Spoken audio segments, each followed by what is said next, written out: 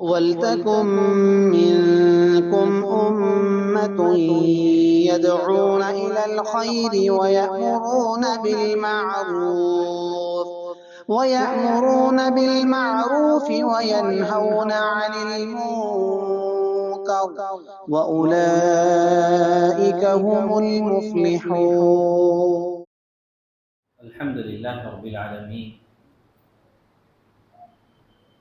والصلاة والسلام علی رسولہ الکریم وعلی آلہ وصحبہ اجمعین واشہد ان لا الہ الا اللہ واشہد ان محمدا عبدہ ورسولہ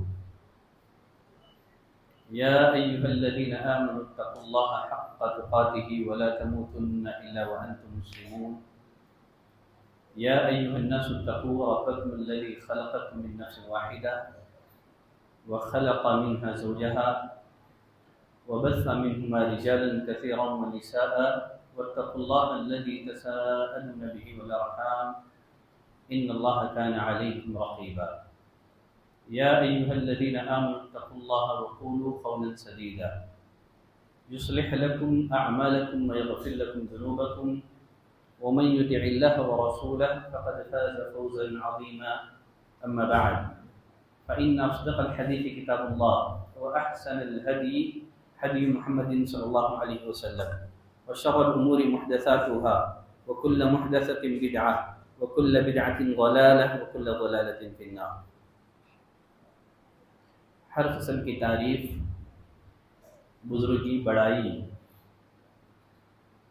صرف اللہ وحدہ لا شریک کے لیے لائق اور زیبا ہے، جس نے ہم تمام کو دین اسلام کی دولت سے مالا مال کیا.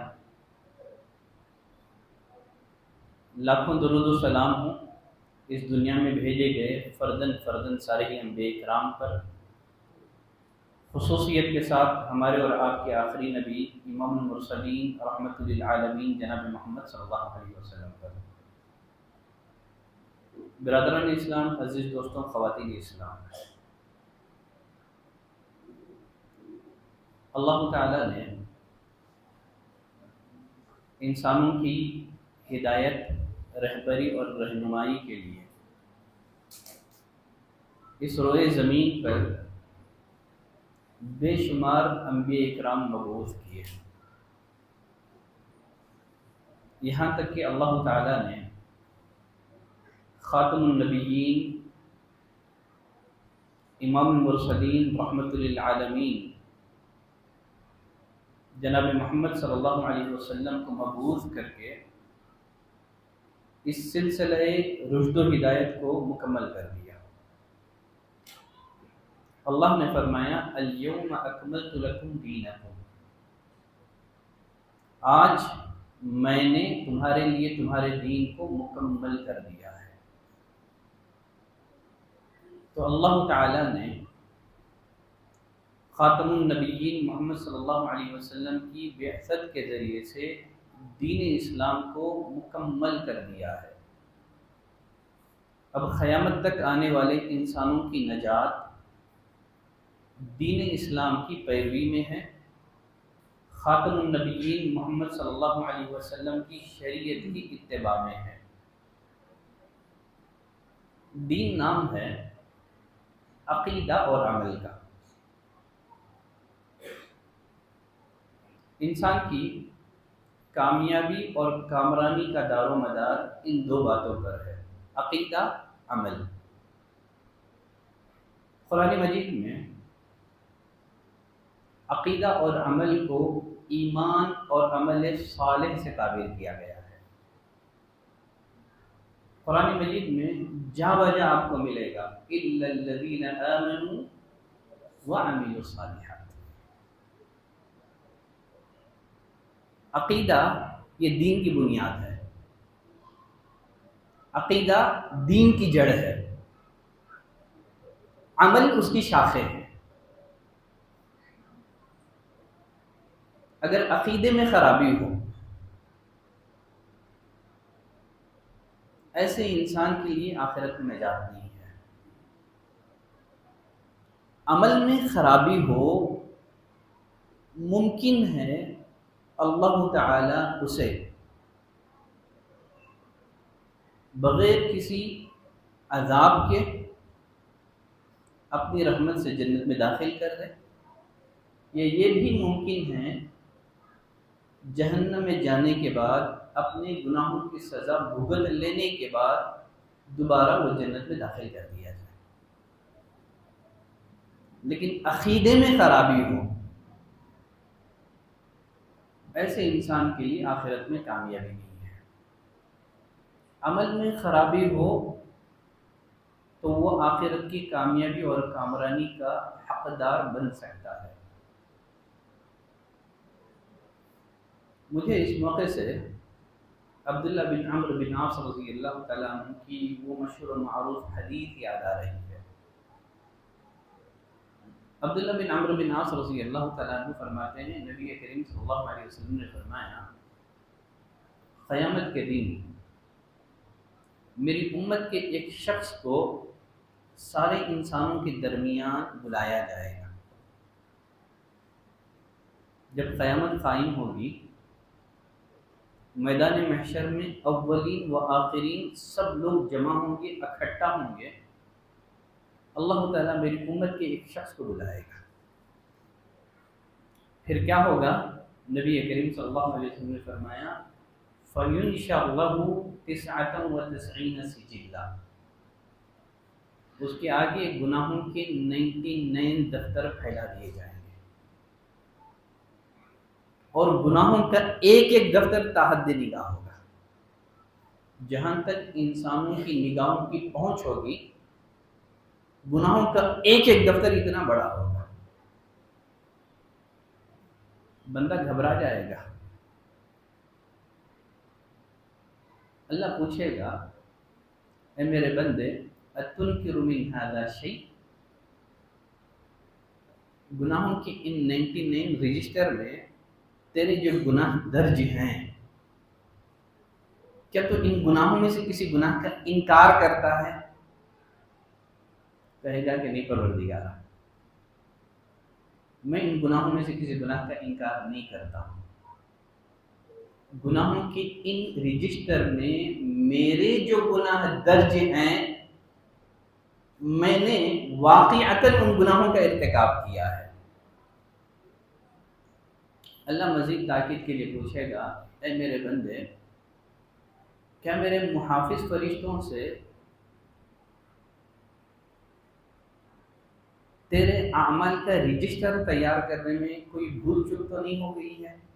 کہیں ایسا تو نہیں ہو گیا ہے کہ تو نے گناہ نہ کیا ہو، بھول چک سے تیرے نام اعمال میں وہ گناہ درج کر دیا گیا ہو؟ کہے گا کہ نہیں پروردگارا، ایسا بھی کوئی معاملہ نہیں ہے۔ تیرے محافظ فرشتوں سے میرے اعمال کا رجسٹر تیار کرنے میں کسی طرح کی بھول چک نہیں ہوئی ہے۔ اللہ پوچھے گا، اے میرے بندے، الک عذر ام حسنہ، جو تو اتنے گناہ کر کے آیا ہے، کیا ان گناہوں کے لیے تیرے پاس کوئی عذر ہے،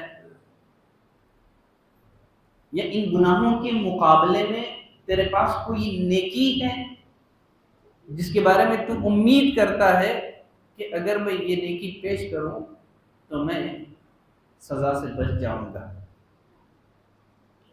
بندہ ڈرتے ہوئے جواب دے گا، کہے گا کہ پروردگارا، میرے پاس کوئی عذر نہیں ہے، اور میرے پاس کوئی قابل ذکر نیکی بھی نہیں ہے جس کو پیش کر کے میں اپنے برے اعمال کے انجام سے بچ جاؤں۔ اللہ فرمائے گا، آج کسی پر ظلم نہیں ہوگا، تمہاری ایک نیکی میرے پاس محفوظ ہے۔ میزان نصب کیا جائے گا، ترازو قائم کیا جائے گا۔ ایک چھوٹا سا کاغذ کا پرزہ، ایک چیٹی جس میں لا الہ الا اللہ محمد رسول اللہ درج ہوگا، نکالا جائے گا۔ بندہ کہے گا کہ پروردگارا میرے ان گناہوں کے 99 دفتروں کے مقابلے میں کاغذ کا یہ ٹکڑا کیا حیثیت رکھتا ہے؟ نبی کریم صلی اللہ علیہ وسلم نے فرمایا ترازو کے ایک پلڑے میں گناہوں کے 99 دفتروں کو رکھا جائے گا اور دوسرے پلڑے میں کاغذ کا وہ پرزہ جس میں لا الہ الا اللہ درج ہوگا رکھا جائے گا، تو میزان کا کون سا پلڑا بھاری ہو جائے گا، وزندار ہو جائے گا؟ جس میں لا الہ الا اللہ درج ہوگا۔ اللہ تعالیٰ اسے اپنے رحمت سے معاف کر کے جنت میں داخل کر دے گا۔ اللہ اکبر۔ اور خود حدیث قدسی میں اللہ فرماتا ہے یا ابن آدم لو اتیتنی بقراب الارض من الخطایا ثم لقیتنی لا تشرک بی شیئا، اے آدم کے بیٹے اگر تو زمین بھر گناہ لے کر کے میرے پاس آئے بشرط یہ کہ ان میں شرک نہ ہو، میں تجھ پر رحمتوں کی مغفرتوں کی برسات کر دوں گا، لیکن اگر تو شرک کے ساتھ ملے گا معافی نہیں ہے۔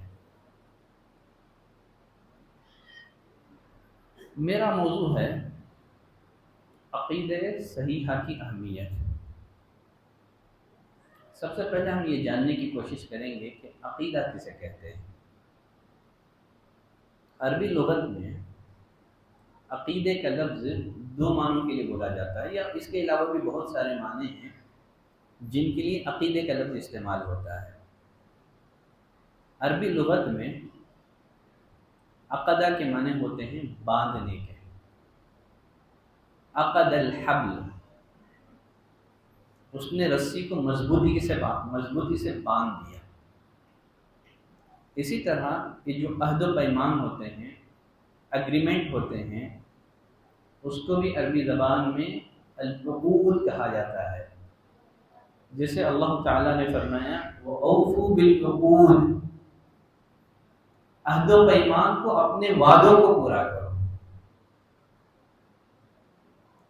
اب اصطلاحاً عقیدہ کسے کہتے ہیں؟ دل میں جمے ہوئے یقین کو عقیدہ کہتے ہیں۔ دل میں جمع ہوا یقین اگر کتاب اور سنت کے بیان کردہ حقائق کے مطابق ہو تو پھر وہ صحیح عقیدہ کہلاتا ہے، وہ ایمان کہلاتا ہے۔ دل میں جمع ہوا یقین اگر یہ کتاب اور سنت کے مطابق نہ ہو،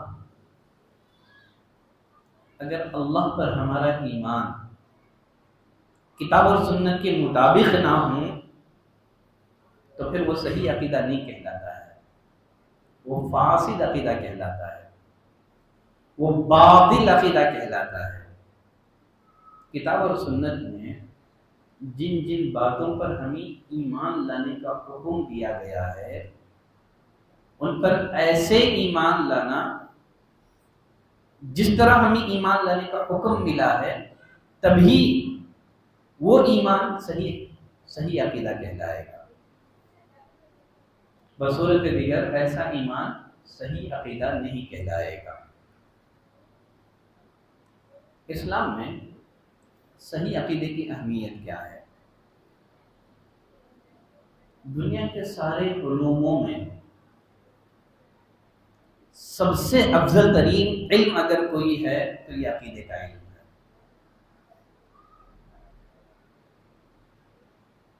دیکھیے عربی زبان میں کہا جاتا ہے شرف العلم بشرف معلومی۔ اب جاننا چاہتے ہیں کہ کون سا علم سب سے افضل ہے، سب سے اشرف ہے، اس کو معلوم کرنے کا طریقہ یہ ہے کہ دیکھیں کہ سبجیکٹ کیا ہے۔ اگر سبجیکٹ طے ہو جائے تو پھر آپ کے لیے یہ معلوم کرنا آسان ہو جائے گا کہ کون سا علم سب سے افضل ہے۔ دنیا کے علوموں میں سب سے افضل علم عقیدے کا علم ہے۔ کیوں؟ اس میں سبجیکٹ کیا ہے؟ رب العالمین ہے، اللہ کے حقوق ہیں، اس کی اسماء اور صفات ہیں. یقیناً خالق کے بارے میں جاننا مخلوقات کے بارے میں جاننے سے زیادہ افضل ہے. دیکھیے شیخ الاسلام ابن تیمیہ رحمۃ اللہ علیہ ایک بہت پیاری عبارت ہے. شیخ الاسلام ابن تیمیہ رحمۃ اللہ علیہ فرماتے ہیں العلم الاعلی هو العلم بالاعلی. العلم الاعلی هو العلم بالاعلی. دنیا کی علوموں میں سب سے اعلیٰ ترین علم یہ ہے کہ جو سب سے اعلیٰ ترین ذات ہے اس کی معرفت حاصل کی جائے. سب سے اعلیٰ ترین ذات سبح اسم ربک الاعلی. آپ اپنے رب کے نام کی تسبیح بیان کیجئے جو اعلیٰ ہے، بلند و بالا ہے. مزید ایک جگہ شیخ الاسلام ابن تیمیہ رحمۃ اللہ علیہ فرماتے ہیں فالعلم باللہ افضل من العلم بخلقہ. اللہ کے بارے میں جاننا اللہ کی مخلوقات کے بارے میں جاننے سے زیادہ افضل ہے. لکھتے ہیں یہی وجہ ہے آیت الکرسی جو ہے یہ قرآن کی آیتوں میں سب سے افضل ترین آیت ہے. سوال یہ ہے یہ جو آیت الکرسی ہے قرآن مجید کی آیتوں میں سب سے افضل ترین آیت کیوں ہے؟ وجہ کیا ہے اس میں؟ کیوں ہے؟ اس لیے کہ اس میں اللہ کی توحید کا بیان ہے. اس لیے کہ آیت الکرسی میں اللہ کی توحید کا ذکر ہے. پہلے تو اس میں ایک دعویٰ پیش کیا گیا ہے. دعویٰ کیا ہے؟ اللہ لا الہ الا ہو.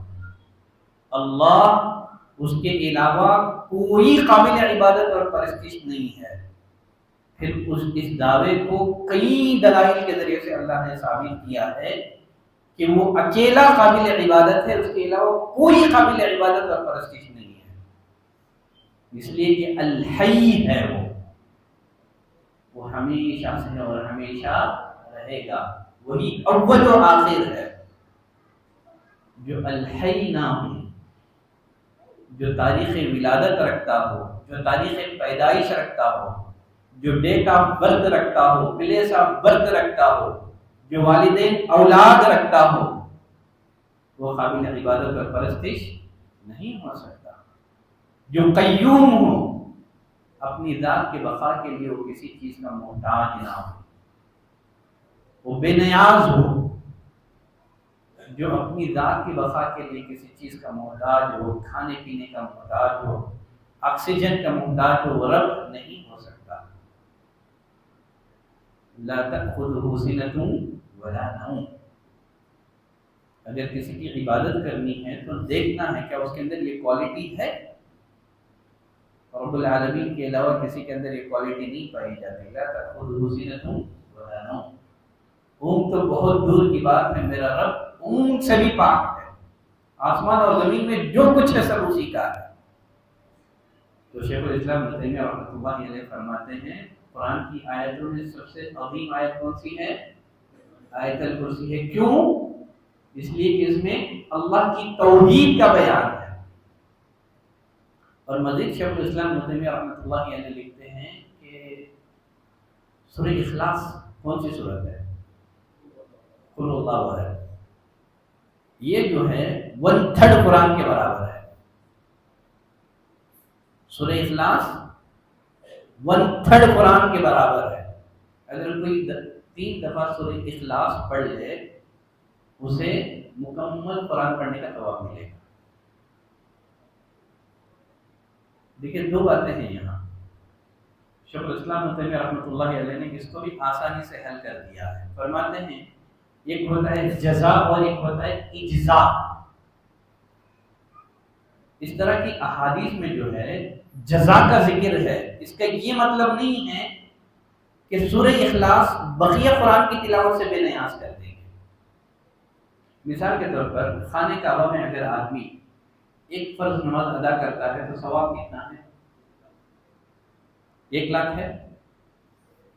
کیا 1 لاکھ نماز اسے بقیہ نمازوں سے بے نیاز کر دے گی؟ کوئی کہہ سکتا ہے میں 1,00,000 نمازیں پڑھ کے آ گیا ہوں، اب میں نماز نہیں پڑھوں گا، نہیں کہہ سکتا نا۔ تو اس طرح کی احادیث میں جزا بتایا گیا ہے، ثواب بتایا گیا ہے۔ مطلب یہ نہیں ہے کہ آدمی عمر بھر سورہ اخلاص پڑھتا رہے، دیگر قرآن نہ پڑھے۔ بات سمجھ میں آ گئی؟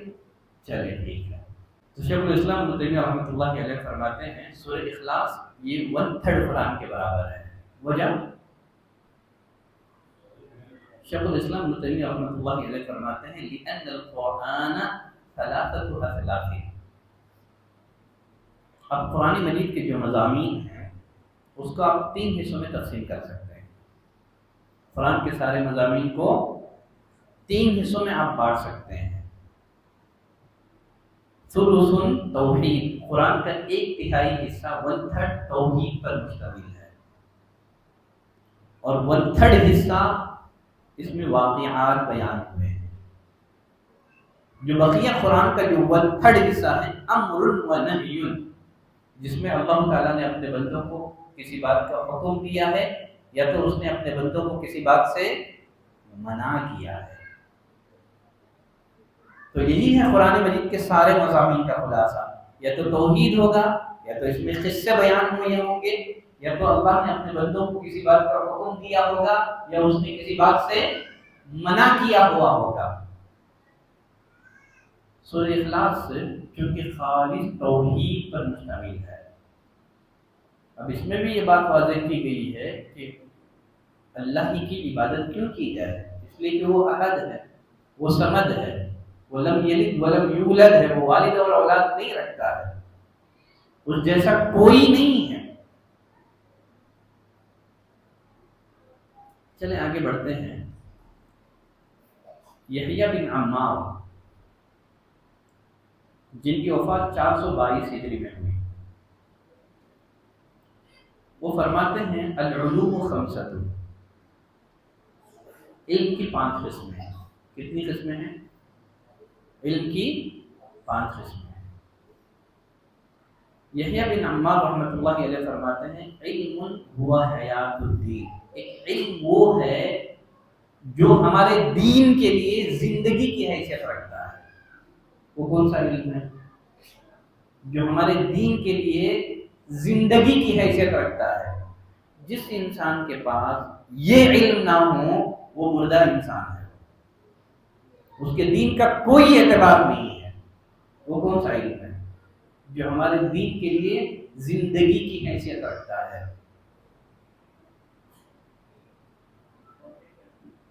توحید کا علم ہے، عقیدے کا علم ہے۔ توحید کا علم، عقیدے کا علم جو ہے یہ ہمارے دین کے لیے اس کی حیثیت کیا ہے؟ زندگی کی ہے۔ جس انسان کے پاس توحید کا علم نہیں ہے وہ انسان دنیا کا مردہ انسان ہے، چاہے وہ ظاہری اعتبار سے کتنا ہی صحت مند کیوں دکھائی نہ دیتا ہو۔ اللہ نے ایسوں کے بارے میں کہا کہ یہ لوگ مردہ ہیں، اِنَّكَ لَا تُسْمِعُ الْمَوْتَى، کہا کہ یہ لوگ مردہ ہیں، مردوں کا آپ سنا نہیں سکتے۔ مزید فرماتے ہیں علم کی 5 قسمیں ہیں۔ ایک علم وہ ہے جو دین کے لیے زندگی کی حیثیت رکھتا ہے، ایک علم وہ ہے جو ہمارے دین کے لیے غذا کی حیثیت رکھتا ہے۔ وہ علم کون سا ہے؟ قرآن اور حدیث کے معانی اور مفاہیم کا علم۔ فرماتے ہیں ایک علم وہ ہے جو دین کے لیے دوا کی حیثیت رکھتا ہے۔ وہ کون سا علم ہے؟ دوا کی حیثیت۔ فتوے کا علم کیا ہے؟ جب کسی بھی مسلمان کو کوئی مسئلہ درپیش ہو تو کیا کرنا ہے؟ اس کو علماء سے پوچھنا ہے نا۔ اب بیمار ہوتے ہیں تو کیا کرتے ہیں؟ ڈاکٹر کے پاس جاتے ہیں۔ اللہ نے فرمایا فَاسْأَلُوا أَهْلَ الذِّكْرِ إِن كُنتُمْ لَا تَعْلَمُونَ، مسئلہ معلوم نہیں تو علماء سے پوچھو۔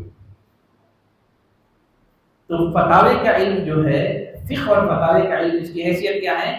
دوا کی ہے۔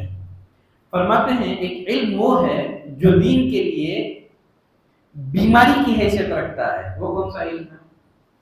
یہ علم حاصل نہیں کرنا ہے، ان میں زیادہ الجھنا نہیں ہے، صحابہ کرام کے درمیان ہونے والے اختلافات کا تذکرہ کرنا۔ کچھ لوگوں کی عادت ہے موجودہ دور میں صحابہ کرام کے درمیان میں ہونے والے اختلافات کا تذکرہ کر کے صحابہ کرام پر طعن اور تشنیع کرنا، معاویہ رضی اللہ تعالی عنہ کی شان میں گستاخی کرنا۔ محمد بن عبد الوہاب رحمۃ اللہ علیہ فرماتے ہیں وَأَجْمَعَ أَهْلُ السُّنَّةِ، اہل السنہ کا اجماع ہے علی الثبوت عما شجر بین الصحابہ، صحابہ کرام کے درمیان جو بھی باہمی اختلافات ہوئے ان میں ہم کو کیا کرنا ہے؟ خاموشی اختیار کرنی ہے۔ وَلَا يُقَالُ فِيهِمْ إِلَّا الْحُسْنَى، صحابہ کرام کے بارے میں صرف اچھی بات زبان سے ادا کرنی ہے۔ فمن تکلم فی معاویہ او غیرہ من الصحابہ، فرماتے ہیں جس نے معاویہ رضی اللہ تعالیٰ عنہ کی شان میں گستاخی کی یا ان کے علاوہ کسی اور صحابی کی شان میں گستاخی کی، فقد خرج عن الاجماع، وہ اہل السنہ والجماعہ کی اجماع کے مخالف ہے۔ خیر چلتے ہیں، پانچواں علم فرماتے ہیں کہ علم وہ ہے جو دین کے لیے ہلاکت کی حیثیت رکھتا ہے۔ وہ کون سا علم ہے؟ منطق اور فلسفے کا علم۔ مطلب کیا ہے؟ عقلی دلائل کے ذریعے سے، سائنس کے ذریعے سے عقیدہ ثابت کرنا، دین کی باتوں کو عقل اور سائنس کی کسوٹی پہ پرکھنا، کتاب و سنت کی جو بات سائنس اور عقل کی کسوٹی پر اترے اس کو قبول کرنا اور رد کر دینا، یہ کیا ہے؟ عقل پرستی۔ سب سے پہلے جس نے اپنی عقل کو بنیاد بنا کر کے اللہ کے حکم کو ٹھکرایا تھا وہ کون تھا؟ ابلیس تھا نا۔ اللہ نے فرشتوں سمیت ابلیس کو حکم دیا تھا کہ آدم کو سجدہ کرے۔ اللہ کے حکم کے مقابلے میں آدمی عقل استعمال کر سکتا ہے؟ ابلیس نے کہا کہ اللہ کا یہ حکم میری عقل میں نہیں آ رہا ہے، میری عقل اس کو نہیں مانتی ہے، اللہ کے اس حکم کو ماننے کے لیے تیار نہیں ہے۔ ابلیس نے کہا کہ میں تو آپ سے پیدا کیا گیا ہوں، آدم مٹی سے پیدا کیا گیا ہے، آپ کی خاصیت تو بھڑکنے کی ہے، ابھار ہے، مٹی کی خاصیت میں پستی ہے، میں آدم کو کیسے سجدہ کر سکتا ہوں؟ تو اس نے اپنی عقل کو بنیاد بنا کر کے اللہ کے حکم کو ماننے سے انکار کر دیا۔ نقصان کیا ہوا؟ کیا ہوا؟ ذلیل اور رسوا ہو گیا۔ دیکھیں ایک اور ایک سمپل مثال شیخ الاسلام ابن تیمیہ رحمۃ اللہ علیہ نے اور ایک بڑی پیاری مثال کے ذریعے سے سمجھایا ہے۔ نوح علیہ السلام کی قوم میں جب عذاب کا آغاز ہو گیا، آسمان چھلنی ہو گیا، زمین سے پانی کے فوارے ابلنے لگے، نوح علیہ السلام نے بیٹے سے کہا، کیا کہا؟ بیٹے آ جا، کشتی میں سوار ہو جا، اس عذاب سے وہی بچ پائے گا جو میری کشتی میں سوار ہو جائے۔ آج اللہ کے عذاب سے کوئی بچانے والا نہیں ہے۔ نوح علیہ السلام نے یہ بات وحی کی روشنی میں کہی تھی۔ بیٹے نے کیا کیا؟ عقل استعمال کی۔ کیا کہا اس نے؟ ابو جان یہ جمجودی پہاڑ دکھ رہا ہے، اتنا بلند و بالا پہاڑ، میں اس پر چڑھ کر کے اس طوفان سے نجات حاصل کر لوں گا۔ ابھی باپ بیٹے کے درمیان مکالمہ جاری تھا کہ پانی کی ایک لہر آئی اور نوح علیہ السلام کے بیٹے کو بہا لے گئی۔ تو معلوم کیا ہوا؟ جو کوئی کتاب اور سنت کے مقابلے میں اپنی عقل کو مقدم کرے گا، نوح علیہ السلام کے بیٹے کی طرح وہ بدعتوں کے طوفان میں، گمراہیوں کے طوفان میں غرق ہو جائے گا۔ اگر آپ سلامتی چاہتے ہیں تو سنت کی کشتی پر سوار ہو جائے۔ اگر آپ اپنی عقل کو معیار اور کسوٹی بنائیں گے، شریعت کے اس فیصلے کو جس کو آپ کی عقل تسلیم کرتے ہیں قبول کریں، شریعت کے اس حکم کو جس کو آپ کی عقل نہ مانتے ہوئے انکار کریں، یہ مومنین کا شیوا نہیں ہوتا ہے۔ پھر چلیں آگے بڑھتے ہیں، عقیدہ صحیحہ کی اہمیت کیا ہے؟ ایک مسلمان پر سب سے پہلا واجب کیا ہے؟ ما ہوا اول واجب علی المکلف، ایک مسلمان پر، ایک مکلف انسان پر سب سے پہلا واجب کیا ہے؟ ایک مسلمان پر سب سے پہلا واجب یہ ہے کہ وہ عقیدے کا علم حاصل کریں، اللہ کے بارے میں جانیں۔ امام بخاری رحمۃ اللہ علیہ نے صحیح بخاری میں ایک باب باندھا ہے۔ باب کیا ہے؟ باب العلم قبل القول والعمل۔ انسان کو چاہیے کہنے سے پہلے، کرنے سے پہلے علم حاصل کرے۔ آپ دین کے نام پر کسی بات کی تبلیغ کرنا چاہ رہے ہیں، یا پھر اسی طرح سے کوئی کام، کوئی عمل کرنا چاہ رہے ہیں، دین کا کوئی، دین کے نام پر کوئی کام کرنا چاہ رہے ہیں، پہلے علم حاصل کریں، بعد میں عمل کریں۔ امام بخاری رحمۃ اللہ علیہ نے دلیل میں ایک آیت ذکر کی ہے، کوئی بتا سکتے ہیں؟ جزاک اللہ، بارک اللہ فیک۔ امام بخاری رحمۃ اللہ علیہ نے دلیل میں یہ آیت ذکر کی ہے، فَاعْلَمْ أَنَّهُ لَا إِلَهَ إِلَّا اللَّهُ۔ اے نبی آپ علم حاصل کریں، کس بات کا علم؟ کہ اللہ کے علاوہ کوئی عبادت کے لائق نہیں ہے۔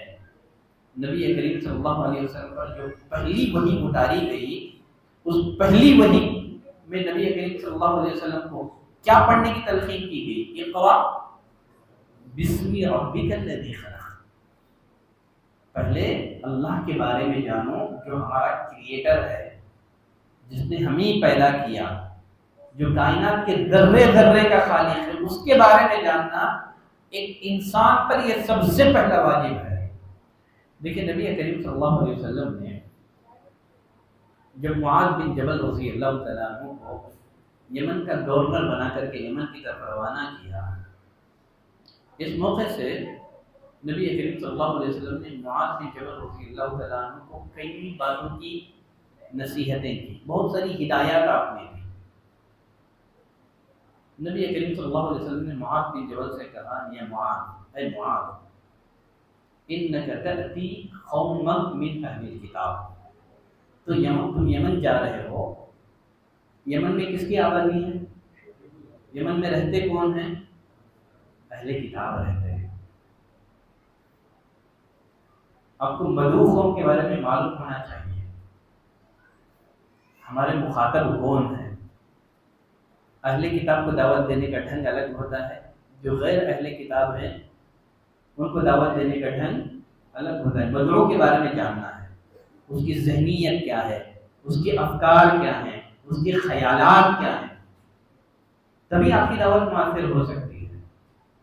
تو نبی کریم صلی اللہ علیہ وسلم نے کہا کہ معاذ تم یمن جا رہے ہو، یمن میں کون رہتے ہیں؟ اہل کتاب رہتے ہیں۔ یمن میں جانے کے بعد فَلْيَكُنْ أَوَّلُ مَا تَدْعُوهُمْ إِلَى شَهَادَةِ أَنْ لَا إِلَهَ إِلَّا اللَّهُ۔ یمن والوں کو سب سے پہلے کس چیز کی طرف بلا؟ کس چیز کی طرف؟ اور ایک روایت میں إِلَىٰ أَن يُوَحِّدُوا اللَّهَ، اے معاذ یمن والوں کو سب سے پہلے توحید کی طرف بلاؤ، انہیں لا الہ الا اللہ محمد رسول اللہ کے بارے میں بتاؤ۔ فَإِنْهُمْ أَطَاعُوا لِذَلِكَ، اگر یمن کے لوگ کلمہ پڑھ کر کے مسلمان ہو جائیں، اس کے بعد کیا کرنا ہے؟ فَأَعْلِمْهُمْ، ان کو سمجھاؤ، سکھاؤ ان کو، أَنَّ اللَّهَ افْتَرَضَ عَلَيْهِمْ 5 صلوات فی کل یوم و لیلہ، اللہ تعالیٰ نے دن اور رات میں کتنی نمازیں فرض کی ہیں؟ 5 نمازیں فرض کی ہیں۔ اگر یہ نماز پڑھنے لگیں تو بتاؤ کہ اللہ نے ان کے مالوں میں زکوٰۃ فرض کیا ہے جو مالداروں سے لیا جائے گا اور انہی کے فقراء میں تقسیم کر دیا جائے گا۔ تو سب سے پہلے کس چیز کی دعوت دینی ہے؟ نماز روزے کی، زکوٰۃ حج کی۔ ہمارے معاشرے میں بہت سارے لوگ ایسے ہیں جو نماز روزوں کی فضائل اعمال کی دعوت کو دیتے ہیں، لیکن جو صحیح عقیدے کی دعوت دیتے ہیں انہیں فرقہ پرست کہا جاتا ہے۔ حالانکہ قرآن مجید میں ہر جگہ پہلے ایمان کا ذکر ہے، بعد میں عمل صالح کا ذکر ہے۔ کوئی بھی عمل اسی وقت عمل صالح بنے گا جب اس کی جڑ میں ایمان ہو۔ جب ایمان نہ ہو جڑ میں وہ عمل صالح نہیں بنتا ہے۔ تو سب سے پہلے کس چیز کی طرف بلانا ہے؟ توحید کی طرف۔ یہ سب سے پہلا واجب ہے۔ سب سے پہلے نماز روزوں کی طرف، فضائل اعمال کی طرف نہیں ہے۔ اور مسلمانوں میں ایک جماعت ایسی بھی ہے جن کا ماننا یہ ہے کہ پہلے جو ہے حکومت الہیہ کا قیام ہونا چاہیے۔ اب وہ لوگ ساری تگ و دو کس بات کے لیے ہیں کہ کسی بھی طرح حکومت قائم کریں گے، بعد میں جو ہے معاشرے اور سماج کی اصلاح کریں گے۔ یہ انبیاء اکرام کا طریقہ نہیں ہے۔ انبیاء اکرام کا طریقہ کیا ہے؟ سب سے پہلے فرد کی اصلاح کرنی ہے۔ فرد کی اصلاح ہوگا تو پھر گھر سدھرے گا، گھروں کی اصلاح ہو جائے تو پاکیزہ معاشرہ بنے گا، پھر جب پاکیزہ معاشرہ قائم ہو جائے تو پھر پاکیزہ حکومت قائم ہو۔ پہلے انبیاء اکرام نے جو ہے حکومت الہیہ کا قیام اس کے لیے تگودو نہیں کی ہے۔ کسی بھی نبی نے اس بات کی کوشش نہیں کی ہے جیسے تیسے وہ جو ہے حکومت پر قابض ہو جائیں، بعد میں جو ہے دوسری برائیوں کو ختم کریں۔ انبیاء اکرام نے یہ کام کیا کیا؟ یوسف علیہ السلام کو بنا کسی غلطی کے، کوئی جرم نہیں تھا، لے جا کر کے مصر کے قید خانے میں ہی بند کر دیا گیا۔ یوسف علیہ السلام نے مصر کے قید خانے میں کیا کیا؟ قیدیوں کو بادشاہ وقت کے خلاف بھڑکایا یا دعوت کا کام کیا؟ دعوت کا کام کیا۔ بعد میں اللہ نے ایسے حالات پیدا کیے، ان کی دعوت پھیلتی چلی گئی، اللہ تعالیٰ نے مصر کا ان کی فائنانشیل منسٹر بنا دیا۔ جب فرعون غرق ہو گیا، موسیٰ علیہ السلام چاہتے تو مصر پر جا کر کے حکومت کر سکتے تھے نا، کیا کیا؟ بنی اسرائیل کو لے گئے، لے جا کر کے وادی سینا میں ان کی تربیت کی۔ انبیاء اکرام کا مقصد جو ہے حکومت الہیہ کا قیام نہیں ہے، ورنہ تو مکی دور میں نبی کریم صلی اللہ علیہ وسلم کو یہ پیشکش کی گئی، خود مشرکین مکہ نے پیشکش کی۔ کیا کہا مشرکین مکہ نے؟ اے محمد صلی اللہ علیہ وسلم، آپ اپنی اس دعوت کے ذریعے سے دولت اکٹھا کرنا چاہتے ہیں، مال اکٹھا کرنا چاہتے ہیں، مالدار بننا چاہتے ہیں، تو ہم چندہ جمع کر کے آپ کو مکے کا سب سے بڑا مالدار انسان بنا دیتے ہیں۔ اگر آپ سرداری چاہتے ہیں تو ہم متفقہ طور پر آپ کو سردار مان لیں گے، آپ کے بغیر کوئی فیصلہ نہیں کریں گے۔ نہیں، اگر آپ بادشاہ بننا چاہتے ہیں تو ہم آپ کو بادشاہ بنانے کے لیے بھی تیار ہیں۔ نبی کریم صلی اللہ علیہ وسلم نے یہ نہیں کہا نا چلو جیسے تیسے وہ بادشاہ بن جائیں گے، بعد میں حکومت کے پاور سے جو ہے ہم لوگوں کی اصلاح کریں گے، ایسا سوچا نبی کریم صلی اللہ علیہ وسلم نے نہیں۔ فرد پر کوشش کرو، فرد بنیں گے تو معاشرہ بنے گا، معاشرہ بنے گا تو پھر حکومت الہیہ کا قیام ہوگا۔ ہمارے پاس جو ہے گنگا الٹی بہ رہی ہے، یہی بنا اسی وجہ سے شیخ البانی رحمۃ اللہ علیہ کہا کرتے تھے اقیموا دولت الاسلام فی قلوبکم فی نفوسکم، پہلے جو ہے اپنے دلوں میں اسلامی حکومت قائم کرو، اللہ زمین پر تمہیں حکومت عطا کرے گا۔ آج ہمارے جسموں پر کتاب اور سنت کی حکومت قائم نہیں ہے، ہمارے حلیے سے، ہمارے لباس سے، ہمارے وضع اور خطا سے نہیں لگتا کہ ہم مسلمان ہیں۔ ہم زمین پر جو ہے اسلامی حکومت قائم کرنے کی بات کر رہے ہیں۔ پہلے اپنے جسموں پر اسلامی حکومت قائم کرو، بعد میں زمین پر جو ہے حکومت قائم کرنے کی بات کرو۔ خیر بات لمبی ہو گئی، تو خلاصہ یہ ہے کہ ایک مسلمان پر سب سے پہلا واجب کیا ہے؟ نماز روزے کی طرف بلانا نہیں ہے، سب سے پہلے عقیدہ درست کرے۔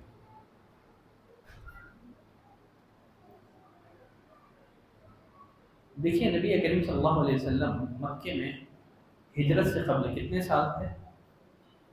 13 سال تھے، ہے نا؟ 13 سال تک نبی کریم صلی اللہ علیہ وسلم نے کس بات کے لیے کوشش کی؟ 13 سال نبی کریم صلی اللہ علیہ وسلم نے لوگوں کا عقیدہ درست کرنے میں لگا دیا۔ قرآن مجید میں بہت سارے انبیاء اکرام کی دعوت کا تذکرہ موجود ہے۔ تمام انبیاء اکرام جو اس روئے زمین پر بھیجے گئے تھے، تمام انبیاء نے اپنی دعوت کا آغاز کس سے کیا؟ یہاں یہ بات ذہن میں رکھیں، انبیاء جس معاشرے میں بھیجے جاتے ہیں اس معاشرے میں صرف شرک کی برائی نہیں ہوتی ہے، شرک کے علاوہ وہ معاشرہ بہت ساری اخلاقی خرابیوں میں مبتلا ہوتا ہے۔ لیکن انبیاء اپنی دعوت کا آغاز کس سے کرتے ہیں؟ لوط علیہ السلام کی قوم ہم جنس پرستی میں مبتلا تھی، لیکن لوط علیہ السلام نے سب سے پہلے کس بات کی دعوت دی؟ شعیب علیہ السلام کی قوم ناپ تول میں کمی کرتی تھی، اور خود مکے کے مشرکین ہر طرح کی اخلاقی خرابیوں میں مبتلا تھے، لیکن نبی کریم صلی اللہ علیہ وسلم نے زیادہ فوکس کس پہ کیا؟ سب سے پہلے کس بات کی دعوت دی؟ مکے کے بازاروں میں جا کر کے، چوراہوں میں جا کر کے آپ لوگوں سے مخاطب ہو کر کے کیا کہا کرتے تھے؟ قولوا لا الہ الا اللہ تفلحون، اے لوگوں بس زبان سے ایک کلمہ پڑھ لو کامیاب ہو جاؤ گے، اللہ تمہیں عرب اور عجم کی حکومت عطا کر دے گا۔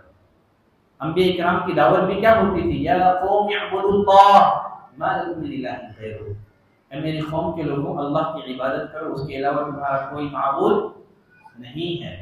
مزید اللہ تعالیٰ نے فرمایا وَلَقَدْ بَعَثْنَا فِي كُلِّ أُمَّةٍ رَسُولًا، ہم نے ہر امت میں رسول بھیجے، کس پیغام کے ساتھ؟ ان اعبدوا اللہ، کہ تم اللہ کی عبادت کرو اور غیر اللہ کی عبادت اور بندگی سے بچو۔ اسلام میں عقید توحید کی اہمیت کیا ہے؟ دیکھیے عقید توحید وہ بنیاد ہے جس پر تمام اعمال کی عمارت کھڑی کی جاتی ہے۔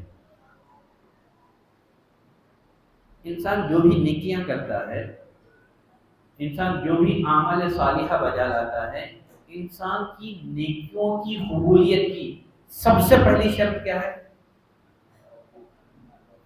یہی عقیدہ درست ہونا ضروری ہے، ایمان صحیح ہونا ضروری ہے۔ اللہ نے فرمایا من عمل صالحا من ذکر او انثی، جو بھی نیک عمل کرے، نیک عمل کرنے والا مرد ہو کہ عورت، وَهُوَ مُؤْمِنٌ، کیا ہونا چاہیے؟ مومن ہونا چاہیے۔ فائدہ کیا ہوگا؟ نیک عمل کرنے والا چاہے مرد ہو یا عورت، وَهُوَ مُؤْمِنٌ، بشرط یہ کہ وہ مومن ہو۔ ہم دنیا میں پاکیزہ زندگی عطا کریں گے، آخرت میں اس کے اعمال کا بہترین صلہ دیں گے۔ اگر نیکیاں کرنے والا مومن نہ ہو تو اسے اس کی نیکیوں کا فائدہ ہوگا؟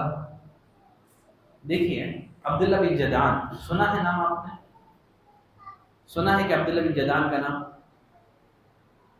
کن کن لوگوں نے سنا ہے؟ کون تھا عبداللہ بن جدعان؟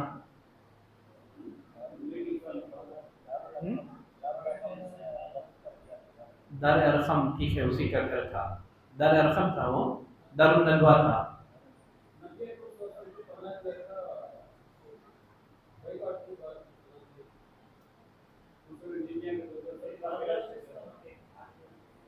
مکے کا ایک مالدار شخص تھا، ٹھیک ہے، بڑا اچھا انسان، بہت چیریٹی کرنے والا، غریبوں کی مدد کرنے والا، حاجیوں کا خدمت گزار، یتیموں کا سہارا۔ سیدہ عائشہ رضی اللہ تعالیٰ عنہ نے نبی کریم صلی اللہ علیہ وسلم سے پوچھا، اللہ کے رسول، عبداللہ بن جدعان کو اس کی ان نیکیوں کا فائدہ ہوگا کیا؟ حاجیوں کی خدمت کرتا تھا، غریبوں کی مدد کیا کرتا تھا، بہت سارے چیریٹی کے کام کرتا تھا، خدمت خلق کے کام کرتا تھا۔ پوچھا کہ اللہ کے رسول، عبداللہ بن جدعان کو اس کی نیکیوں کا فائدہ ہوگا کیا؟ کیا کہا نبی کریم صلی اللہ علیہ وسلم نے؟ نہیں ہوگا۔ کیوں؟ اس کی یہ نیکیاں ایمان کے بغیر تھی، کبھی اس نے اللہ سے دعا نہیں کی، کبھی اس نے اللہ سے اپنے گناہوں کی معافی نہیں مانگی۔ خود دیکھیں نا، ابو طالب نبی کریم صلی اللہ علیہ وسلم کی مدد کی، حمایت کی۔ جب مکے میں مسلمانوں کا معاشرتی بائیکاٹ کیا گیا، ابو طالب مسلمانوں کے ساتھ بھوکے پیاسے رہے، نبی کریم صلی اللہ علیہ وسلم کی حمایت میں بہت ساری تکلیفیں، اذیتیں انہوں نے برداشت کی۔ ابو طالب کے آخری لمحات تھے، نبی کریم صلی اللہ علیہ وسلم نے ابو طالب سے کہا، یا امی، اے میرے چچا جان، قل لا الہ الا اللہ، اب تو کلمہ پڑھ لو نا، کل قیامت کے دن میں اس کلمے کو اللہ کے پاس دلیل بنا کر کے تمہاری سفارش کر دوں گا، اب تو پڑھ لو میرے چچا جان۔ پڑھا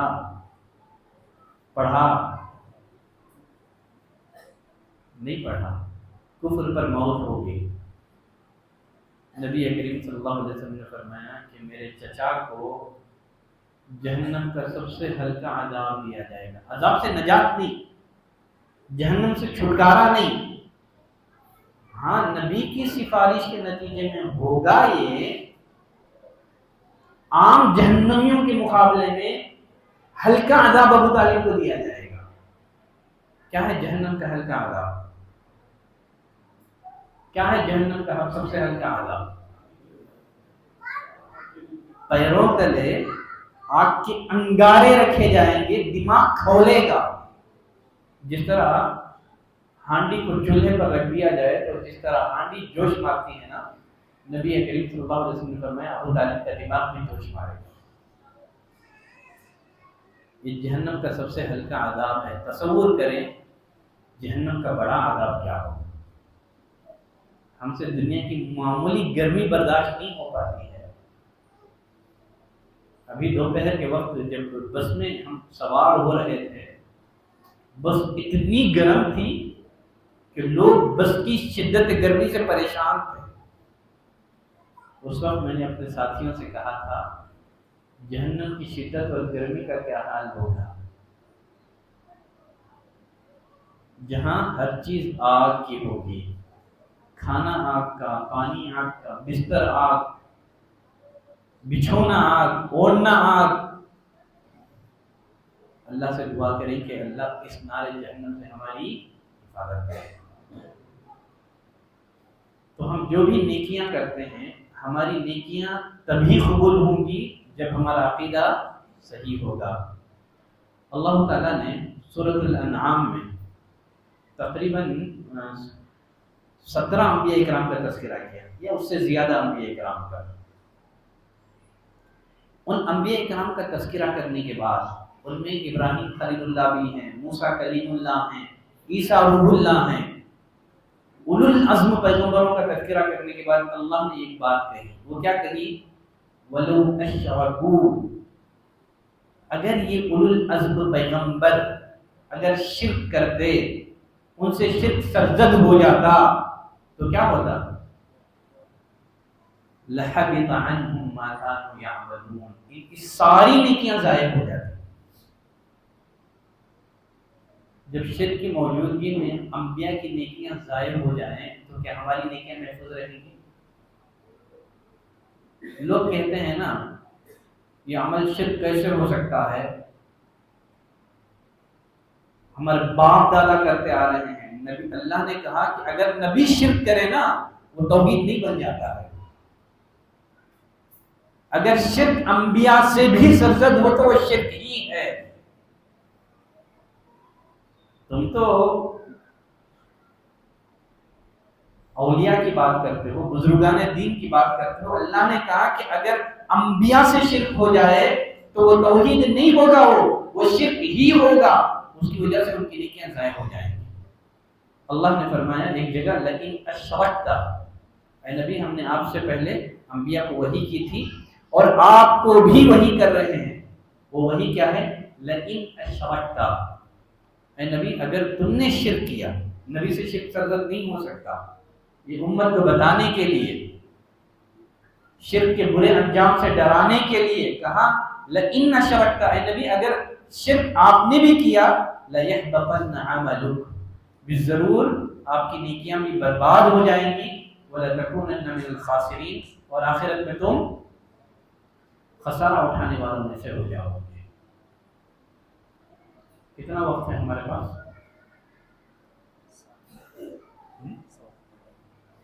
ٹھیک ہے، آخری میں کچھ باتیں میں بتا کر کے اپنی بات کو ختم کرتا ہوں۔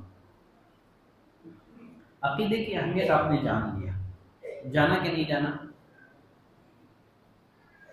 اب یہاں ایک مسئلہ یہ رہ جاتا ہے کہ جو عقیدہ ہے اس کے مصادر کیا ہیں، اسلامی عقیدے کے سورس کیا ہیں، مصادر کیا ہیں۔ یہ جو اسلامی عقیدہ ہے اس کے بنیادی طور پر 3 مصادر ہیں۔ کتنے؟ نمبر 1 قرآن، نمبر 1 قرآن۔ ایک دفعہ نبی کریم صلی اللہ علیہ وسلم نے ابی بن کعب سے پوچھا، اے ابی بن کعب، اے ابو المنذر، تم قرآن کی کس آیت کو سب سے عظیم آیت مانتے ہو؟ تمہاری نظر میں کون سی آیت قرآن کی سب سے عظیم آیت ہے؟ ابی بن کعب نے پہلے تو کہا اللہ اس کے رسول بہتر جانتے ہیں۔ نبی کریم صلی اللہ علیہ وسلم نے سوال دہرایا، دوسری مرتبہ بھی ابی بن کعب رضی اللہ تعالیٰ عنہ نے کہا اللہ اور اس کے رسول بہتر جانتے ہیں۔ جب تیسری دفعہ نبی کریم صلی اللہ علیہ وسلم نے پوچھا، اے ابو المنذر اتدری ای آیت من کتاب اللہ معک اعظم، اے ابو المنذر قرآن کی آیتوں میں تم کس آیت کو سب سے عظیم مانتے ہو؟ ابو المنذر یعنی ابی بن کعب کی زبان سے نکل گیا اللہ لا الہ الا ہو، یہی قرآن کی سب سے عظیم آیت ہو سکتی ہے، اس لیے کہ اس میں خالص اللہ کی توحید کا بیان ہے۔ تب نبی کریم صلی اللہ علیہ وسلم نے ابی بن کعب کے سینے پہ جو ہے نا اپنا ہاتھ مارا، کیا کہا؟ واللہ لیہنیک العلم یا ابا المنذر، اے ابو المنذر تمہیں علم مبارک ہو۔ تو توحید کا سب سے پہلا مصدر کیا ہے؟ قرآن۔ دوسرا مصدر حدیث ہے، کیا ہے؟ حدیث ہے۔ اللہ تعالیٰ نے فرمایا ما آتاکم الرسول فخذوہ، رسول جو دے اس کو لے لو، جس سے منع کرے اس سے رک جاؤ۔ اور خود نبی کریم صلی اللہ علیہ وسلم نے فرمایا اوتیت القرآن، اللہ نے مجھے قرآن دیا ہے۔ قرآن کے معنی اور ایک چیز بھی اللہ نے مجھے عطا کی ہے، وہ کیا ہے؟ حدیث ہے۔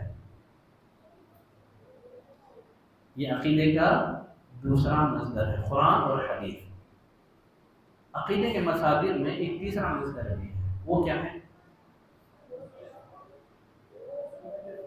فہم سلف، فہم صحابہ، دین کو، عقیدے کو ایسے سمجھنا جیسے صحابہ نے سمجھا۔ بہت سارے لوگ کہتے ہیں ہمیں قرآن اور حدیث میں صرف قرآن اور حدیث پر عمل کرنے کا حکم دیا ہے، یہ فہم سلف کی کیا ضرورت ہے؟ دیکھیے آپ دین پر، کتاب اور سنت پر صحیح معنوں میں اسی وقت عمل کر سکیں گے جب آپ کتاب اور سنت کو صحیح سے سمجھیں. کتاب اور سنت پر آپ کیا کریں گے؟ صحیح معنوں میں اسی وقت عمل کر سکیں گے جب آپ اس کو صحیح ڈھنگ سے سمجھیں گے. بس آپ مجھے ایک سوال کا جواب دے دیجیے. کتاب اور سنت کو، دین کو صحابہ نے زیادہ سمجھا یا آپ زیادہ سمجھ رہے ہیں؟ صحابہ نے زیادہ سمجھا، معاملہ ختم. کیونکہ صحابہ یہ وہ مقدس جماعت کا نام ہے جن کی تربیت نبی نے کی، جنہیں نبی کی شاگردی کا شرف ملا، جن کو عقیدہ پڑھانے والے نبی تھے، جن کو دین سمجھانے والے نبی تھے. یہاں ایک بات یہ بھی ذہن میں رکھیں، کیا ہمیں قرآن اور سنت میں صرف قرآن اور سنت ہی پر عمل کرنے کا حکم ملا ہے؟ نہیں، یہ بھی غلط فہمی ہے. اللہ تعالیٰ نے فرمایا وَإِذَا قِيلَ لَهُمْ آمِنُوا كَمَا آمَنَ النَّاسُ، جب ان لوگوں سے کہا جاتا ہے ایسے ایمان لاؤ جیسے لوگ ایمان لائے ہیں، یہاں لوگوں سے مراد صحابہ ہیں. تو منافق کیا کہا کرتے تھے؟ کیا کہا کرتے تھے؟ اَنُؤْمِنُ كَمَا آمَنَ السُّفَهَاءُ، یہ تو کم اصل لوگ ہیں، ہم ان بے وقوفوں کے ایمان کی طرح ایمان لائیں. اللہ نے کہا صحابہ کو بے وقوف کہنے والوں تم ہی بے وقوف ہو. جو صحابہ کو جس نام سے یاد کرے نا آپ اس کو اسی نام سے یاد کرو. جو صحابی کو گمراہ کہے نا آپ اس کو گمراہ کرو. کیونکہ جب منافقین نے صحابہ کو سفہاء کہا، اللہ تعالیٰ نے جواب اسی لفظ سے دیا. جو صحابہ اکرام کے بارے میں جو لفظ استعمال کرے گا وہ اس لفظ کا زیادہ حقدار ہے. جو صحابہ کو کافر کہے گا وہ اس کفر کا زیادہ حقدار ہے. اور ایک جگہ اللہ نے سورہ بقرہ میں ہی کہا وَإِنْ آمَنُوا بِمِثْلِ مَا آمَنْتُمْ بِهِ فَقَدِ اهْتَدَوْا، اگر لوگ ایسے ایمان لائیں جیسے تم ایمان لائے ہو. کون تم سے برا؟ اللہ نے صحابہ کے ایمان کو معیار اور کسوٹی بتایا ہے، تو دوسروں کے ایمان کو صحابہ کے ایمان پر پرکھا جائے گا. اگر دوسروں کا ایمان صحابہ کے ایمان پر اترے تو وہ صحیح عقیدہ ہے، اگر دوسروں کا عقیدہ صحابہ کے عقیدے کے خلاف ہو تو وہ فاسد عقیدہ ہے. تو یہ معیار اللہ نے بتایا. دیکھیے وہ مشہور معروف حدیث آپ جانتے ہیں، بات کو میں ختم کر رہا ہوں. نبی کریم صلی اللہ علیہ وسلم نے فرمایا کہ بنی اسرائیل کتنے فرقوں میں بٹے تھے؟ کتنے؟ 72. نبی کریم صلی اللہ علیہ وسلم نے فرمایا میری امت کتنے فرقوں میں بٹے گی؟ دوسرے معاملات میں جو ہے نا نبی کریم صلی اللہ علیہ وسلم کی امت اہل کتاب کے پیچھے پیچھے چلے گی، لیکن اختلافات میں پیچھے نہیں ہے، ایک قدم آگے ہو. اگر وہ 72 تو یہ امت 73. پھر نبی کریم صلی اللہ علیہ وسلم نے فرمایا سب جہنم میں جائیں گے سوائے ایک فرقہ جو جنت میں جانے والا ہے. نبی کریم صلی اللہ علیہ وسلم نے اس فرقہ ناجیہ کی، اس کامیاب ہونے والے گروہ کی نبی کریم صلی اللہ علیہ وسلم نے کیا پہچان بتائی؟ کیا کہا آپ نے؟ ما انا علیہ اليوم واصحابی، جس دین پر آج میں ہوں، یعنی میری سنتوں پر عمل کرنے والے. اتنا جواب کافی تھا کہ نہیں تھا؟ اگر نبی کریم صلی اللہ علیہ وسلم کہہ دیتے کہ سب گمراہ ہوں گے جہنم میں جائیں گے سوائے اس کے جو میری سنتوں کو فالو کرے گا، اتنا جواب کافی تھا کہ نہیں تھا؟ لیکن نبی کریم صلی اللہ علیہ وسلم نے کیا کہا؟ وَأَصْحَابِي، میری سنتوں پر بھی چلنا ہے اور میرے صحابہ کے طریقے پر بھی چلنا ہے۔ دیکھیں اللہ کہاں ہے؟ آپ کو قرآن مجید میں دو طرح کی آیتیں ملیں گی۔ ایک جگہ اللہ تعالیٰ نے فرمایا هُوَ مَعَكُمْ أَيْنَمَا كُنْتُمْ، اور ایک جگہ اللہ نے فرمایا الرحمن علی العرش استوى، رحمان عرش پر مستوی ہے۔ اور ایک جگہ اللہ نے فرمایا کہ تم جہاں کہیں بھی رہو اللہ تمہارے ساتھ ہے، تم جہاں کہیں رہو اللہ تمہارے ساتھ ہے۔ اب اس آیت کو کیسے سمجھیں گے آپ؟ کیسے سمجھیں گے؟ صحابہ نے جیسے سمجھا ہے ویسے سمجھیں۔ صحابہ نے کیسے سمجھا؟ عبداللہ بن عباس اور تابعین اس آیت کی تفسیر کرتے ہیں علمہ معکم، تم جہاں کہیں بھی رہو اللہ کا علم تمہارے ساتھ ہے، وہ دیکھنے سننے جاننے کے اعتبار سے وہ تمہارے ساتھ ہے۔ تو اسی بنا پر ہم کہتے ہیں کہ صحابہ کا منہج ہی لوگوں کو گمراہی سے بچا سکتا ہے۔ تو دین کو اپنی عقل سے نہ سمجھو، اس لیے کہ نبی کریم صلی اللہ علیہ وسلم نے صحابہ کو صرف قرآن کے الفاظ پڑھائے یا معنی بھی پڑھائے۔ نبی کریم صلی اللہ علیہ وسلم نے صحابہ کو صرف قرآن کے الفاظ سکھائے یا معنی بھی بتائے۔ یتلو علیہم آیاتہ وَيُعَلِّمُهُمُ الْكِتَابَ وَالْحِکْمَةَ، اس نبی نے کتاب اور حکمت بھی سکھایا۔ آپ قرآن کے ٹیچر ہیں، اپنے صحابہ کے سامنے قرآن کی تشریح کی، قرآن سمجھایا جیسے صحابہ نے قرآن سمجھا۔ اگر ہم چاہتے ہیں کہ ہمیں ہدایت ملے، ہم نماز کی ہر رکعت میں جو دعا کرتے ہیں نا اہدنا الصراط المستقیم، اللہ تو ہمیں سیدھے راستے پر چلا۔ یہ سیدھا راستہ کون سا ہے؟ یہی صحابہ کا راستہ ہے۔ اللہ نے فرمایا وَمَن يُشَاقِقِ الرَّسُولَ مِن بَعْدِ مَا تَبَيَّنَ لَهُ الْهُدَىٰ، ہدایت کے واضح ہو جانے کے بعد جو رسول سے اختلاف کرے گا، وَيَتَّبِعْ غَيْرَ سَبِيلِ الْمُؤْمِنِينَ، مومنین کے راستے کے علاوہ پر چلے گا۔ صحابہ ایک راستے پر، وہ دوسرے راستے پر چل رہا ہے۔ اللہ نے کہا یا ایھا الذین آمنوا اتقوا اللہ، اے ایمان والو اللہ سے ڈرو اور وسیلہ تلاش کرو۔ اب وسیلے کا معنی کیا ہے؟ فوت شدہ لوگوں کو پکارو، یہ مطلب ہے۔ کیا صحابہ نے اس آیت کا یہ مطلب سمجھا ہے؟ جس طرح چھت پر چڑھنے کے لیے سیڑھی چاہیے، اسی طرح اللہ تک جانے کے لیے بزرگوں کا وسیلہ لو، ان سے مانگو۔ کیا صحابہ کبھی نبی کی خبر پر جا کر کے نبی کے وسیلے سے دعا کی؟ ہم یہی کہہ رہے ہیں وَابْتَغُوا إِلَيْهِ الْوَسِيلَةَ، صحابہ کی سمجھ سے سمجھو۔ وسیلہ تلاش کرو مطلب ہر وہ کام کرو جو تمہیں اللہ کے قریب کر دے، ہر وہ کام کرو جو تمہیں اللہ کے قریب کر دے۔ تو اگر ہم کامیابی چاہتے ہیں، کامرانی چاہتے ہیں کہ ہم تادم حیات صراط مستقیم پر قائم رہیں، تو ہمارے لیے ضروری ہے کہ قرآن اور سنت کے ساتھ ساتھ صحابہ کے فہم کو بھی معیار بنائیں۔ آج بہت سارے لوگ کہتے ہیں، سب لوگ قرآن اور سنت کا دعویٰ کرتے ہیں، ایک عام مسلمان کیسے فرق کرے کون سی جماعت حق پر ہے؟